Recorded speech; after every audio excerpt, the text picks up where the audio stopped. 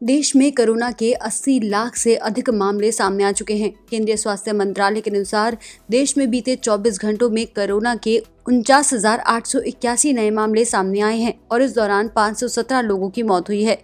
देश में 80,40,203 कोरोना के कुल मामले हैं। इनमें से 73,15,989 लोग कोरोना से ठीक हो चुके हैं। देश में कोरोना के सक्रिय मामलों में लगातार कमी आ रही है। देश में फिलहाल 6,03,687 कोरोना के सक्रिय मामले हैं। पिछले 24 घंटों में कोरोना के 7,116 सक्रिय मामलों में कमी आई है, जिससे एक्टिव केस की दर घटकर 7.64% हो गई है। साथ ही कोरोना वायरस से ठीक होने वाले मरीजों की संख्या बढ़ रही है।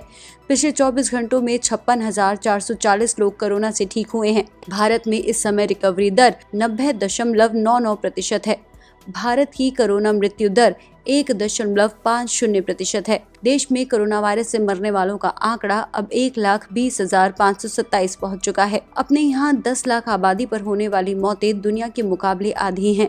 सर्वाधिक प्रभावित 10 देशों की बात करें तो स्पेन में मौतों का औसत भारत के मुकाबले 9 गुना ज्यादा है। देश में अब तक 10 करोड़ से ज्यादा सैंपलों की जांच की जा चुकी है। आईसीएमआर के अनुसार पिछले 24 घंटों में 10 लाख से अधिक सैंपल टेस्ट किए गए थे। वहीं जम्मू कश्मीर के श्रीनगर जिले की 40% आबादी कोविड-19 के खिलाफ एंटीबॉडीज विकसित कर चुकी है।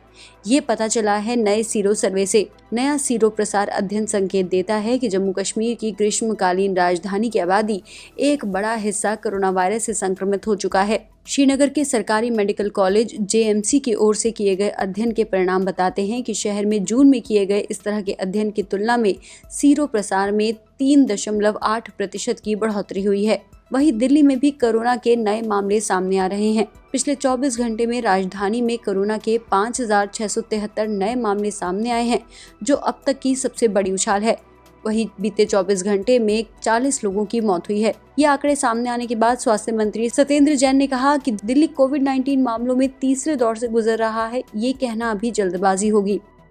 दिल्ली के अंदर अभी जैसे त्योहारों का सीजन है, थोड़ा सर्दी भी है, और एक हमने स्ट्रेटेजी चेंज करी कि भाई जो भी पॉजिटिव आता है उसकी पूरी फैमिली को और उसके क्लोज कॉन्टैक्ट्स को सबको टेस्ट कर रहे हैं। और एक बारी नहीं, हम 2-2 बारी भी कर रहे हैं, 4-5 दिन के बाद दोबारा भी कर रहे हैं। तो उसकी वजह से लोगों को ढूंढना, मतलब हमारा आइडिया ये है कि एक भी केस बचे ना। तो इसकी वजह से लग सकता है आपको नंबर थोड़े ज़्यादा लग रहे हो, परंतु इसको ख़त्म करने के लिए, कंटेन करने के लिए ये सबसे अच्छी स्ट्रेटेजी है और मुझे लगता है इसके रिजल्ट जल्दी आएंगे। कॉन्टैक्ट ट्रेसिंग के साथ साथ टेस्टिंग, मतलब क्या था कि पहले टेस्ट सबके किए जा रहे थे, अब उसको बहुत ज़्यादा स्पेसिफिकली एक पॉजिटिव मिलता है तो उसके जितने भी कॉन्टैक्ट है, 5 हैं, 6 हैं, 7 हैं, उनकी भी टेस्टिंग की जा रही है। तो उसमें क्या होता है, परिवार में अक्सर ऐसा होता है पूरा परिवार निकल आता है। अच्छा। तो अब देखा जाए अगर परिवार करेंगे तो परिवारों के नंबर कम है, पर इंडिविजुअल के नंबर बढ़ जाते हैं। देखिएगा, मुझे लगता है कि एक हफ्ता अभी वेट कर लीजिए, तब बता सकते हैं ट्रेंड क्या है। तो अभी थोड़ा जल्दी होगा कि तीसरा वेव कहना, पर हो भी सकता है। दिल्ली में बढ़ते केसों के साथ साथ अब कंटेनमेंट जोन की संख्या भी बढ़ाकर 3,000 कर दी गई है। सरकार छोटे छोटे कंटेनमेंट जोन भी बना रही है।